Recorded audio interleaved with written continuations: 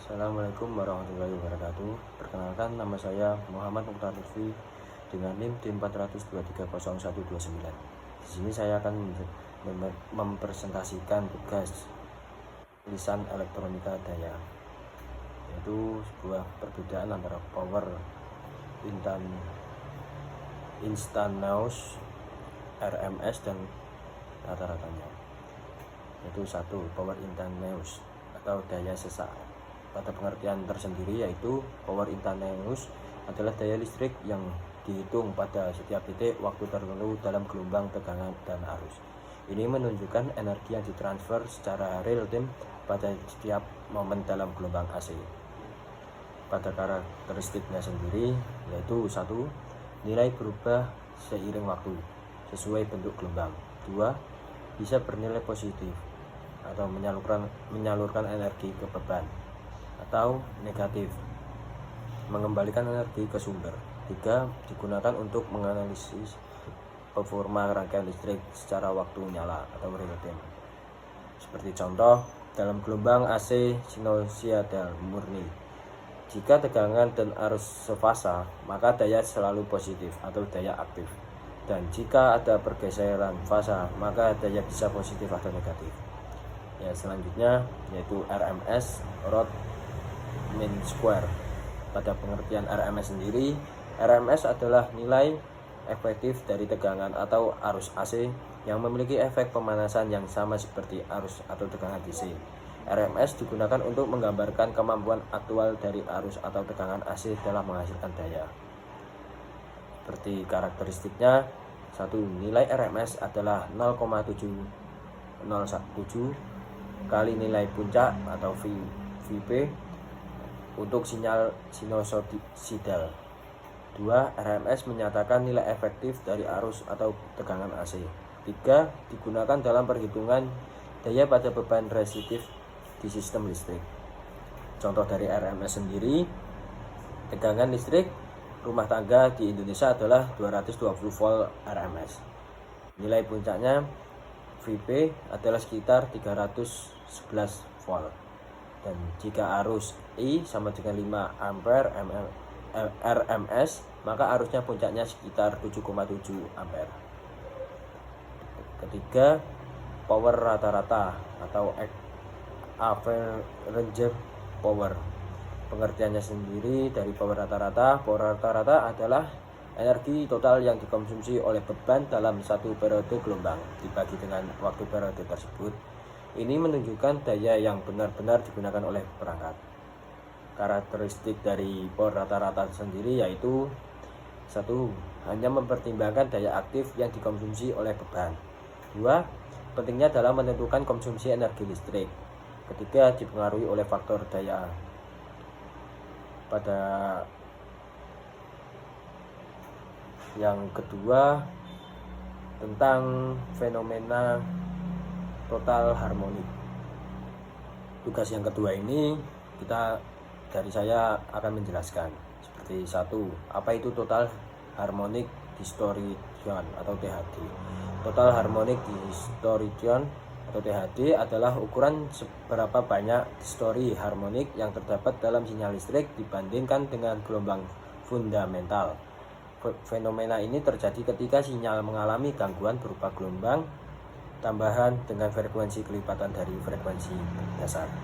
Dengan contoh, jika sistem listrik bekerja pada frekuensi dasar 50 Hz, 50 frekuensi paling di Indonesia, maka harmonik kedua adalah 100, harmonik ketiga adalah 150, dan seterusnya. Kedua, penyebabnya terjadi harmonik. Harmonik dihasilkan oleh beban non-linear di dalam sistem tenaga listrik. Beban ini tidak menarik arus dalam bentuk sinusoidal murni, tetapi menciptakan gelombang arus terdistorsi.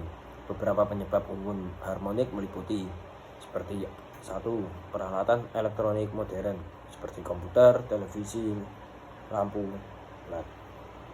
Kedua, peralatan daya non-linear seperti inverter, UPS, pengisian daya atau charger. Ketiga, motor dan transformator, seperti khususnya saat dioperasikan pada kondisi jenuh magnetik.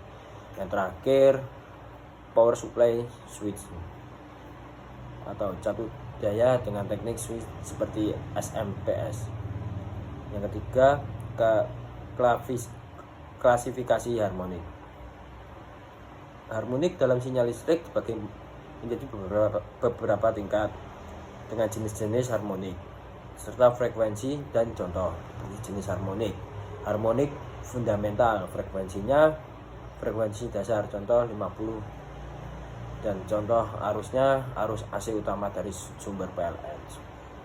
Yang kedua, jenis harmonik: harmonik ganjil, dan yang ketiga harmonik genap, serta yang terakhir supramonik. Pada yang keempat, rumus total harmonik distorsi THD. THD dihitung sebagai perbandingan antara total amplitude harmonik di luar frekuensi dasar terhadap amplitude frekuensi fundamental.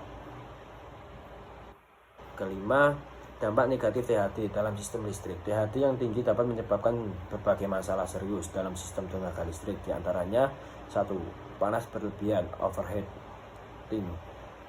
Harmonik dalam sistem tenaga listrik, beberapa langkah yang bisa dilakukan adalah 1. Menggunakan filter harmonik. 2. Menggunakan transformator kelas khusus. 3. Desain ulang sistem listrik. 4. Menggunakan perangkat dengan power factor correction. Yang ke-8, contoh kasus THD seperti kasus 1. Suatu pabrik memiliki banyak mesin inverter. THD harus diukur sebesar 12% melebihi batas 5% untuk tegangan rendah. Akibatnya transformator mengalami panas berlebihan dan kerusakan isolasi. Kasus kedua, pada rumah dengan banyak lampu LED murah tanpa koreksi PVC, terjadi ketiban. Akibatnya harmonik tinggi yang mengganggu stabilitas tegangan. Untuk selanjutnya, materinya yaitu jenis-jenis rangkaian AC/DC seperti Hall wave, yaitu penyearah setengah gelombang dengan prinsip kerja hanya setengah siklus dari gelombang AC, dengan komponen utama 1 dioda, 2 trafo. Dengan cara kerja, pada siklus positif dioda konduksi dan pada siklus negatif dioda cut off. Dengan kelebihan desain sederhana dan murah, kekurangannya efisiensi rendah, serta mengaplikasinya yaitu catur daya arus kecil. 2. Full wave, dengan prinsip kerja kedua siklus positif negatif dari gelombang AC diserahkan menjadi arus DC. Tipe full wave yaitu full wave tegangan trafo City. 2. Full wave break, dengan full wave dengan trafo center tap, dengan komponen utama 2 dioda, transformator center dan dengan cara kerja setiap siklus positif dan negatif dialirkan melalui dioda yang berbeda. Kelebihannya ripple lebih kecil dan dari Hall wave, kekurangannya memerlukan trafo khusus dan pengaplikasiannya catur daya audio. Lalu untuk full wave brigade traveling atau penyarah jembatan dioda, komponen utamanya 4 dioda. Cara kerjanya, pada siklus positif 2 dioda mengantarkan arus, dengan kelebihannya tidak memerlukan trafo City, serta kekurangannya tegangan drop lebih besar. Dengan aplikasiannya absorber listrik. Ketiga, penyearah presisi, dengan cara kerjanya menggunakan op ampere untuk memperbaiki kelemahan dioda biasa. Dengan komponen utamanya dioda, kelebihannya dapat mengarahkan sinyal kecil yang tidak bisa ditangkap oleh dioda biasa, serta kekurangannya lebih kompleks dan mahal. Dengan pengaplikasiannya sistem pengurangan presisi. Keempat, penyearah terkendali, dengan prinsip kerjanya menggunakan SCR atau transistor untuk mengontrol waktu konduksi. Komponen utamanya SCR dan sinyal pemicu. Kelebihannya dapat, kekurangannya rancangan yang rumit. Dengan aplikasinya pengendali kecepatan motor DC, yaitu dengan materi baru lagi ini, yaitu jenis-jenis rangkaian converter DC-DC, yaitu step down converter seperti fungsi menurunkan tegangan DC. Dengan cara kerja dan kelebihannya serta kekurangannya itu beberapa seperti MOSFET saklar dikendalikan dengan PWM, serta kelebihannya efisiensi tinggi 90% lebih. Dengan kekurangannya tegangan output selalu lebih rendah dari input. Dengan aplikasiannya regulator pada motherhead komputer.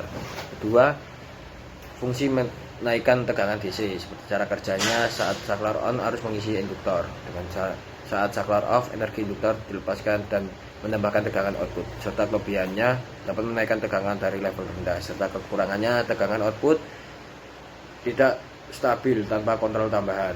Untuk pengaplikasiannya powerbank. Untuk ketiga, buck boost convert, fungsi menaikkan atau menurunkan tegangan DC input ke output. Cara kerjanya, ketika saklar on, energi disimpan di induktor. Dengan kelebihannya, fleksibel, dapat menaikkan atau menurunkan tegangan, serta kekurangannya rangkaian lebih rumit dibanding buck atau boost. Aplikasiannya yaitu jatuh daya perangkat portable atau tegangan input bervariasi. Keempat, cup convert, fungsi menghasilkan tegangan output positif dan atau negatif yang lebih tinggi atau lebih rendah dari input. Dengan cara kerjanya menggunakan kapasitor kopling, serta kelebihannya yaitu ripple rendah dan fleksibel. Kekurangannya komponen lebih banyak serta efisiensi lebih rendah dibandingkan buck boost standar. Dengan pengaplikasiannya, sistem telekomunikasi dan inversi polaritas di rangkaian sensor. Kelima, speed converter, single added primer inductor converter, dengan fungsi menghasilkan tegangan output lebih besar atau lebih kecil dari input tanpa memiliki polaritas. Dengan cara kerja, kombinasi prinsip kerja buck boost menggunakan kapasitor kopling. Dengan kelebihannya lokasi DC, isolasi DC antara input dan output stabil meskipun input bervariasi. Dengan kekurangannya rangkaian kompleks, serta pengaplikasiannya sistem tenaga portable dengan input bervariasi. 6. Isolasi DC-DC converter, untuk fungsi memisahkan jalur listrik antara input dan output menggunakan transformator untuk keamanan dan isolasi. Jenis-jenisnya seperti breakbed converter, power wave converter, push pull converter, dan half bridge dan full bridge. Serta kelebihannya isolasi galvanik, kekurangannya lebih kompleks dan mahal dengan aplikasi jatuh daya medis. Sekian dari saya, kurang lebihnya mohon maaf. Wassalamualaikum warahmatullahi wabarakatuh.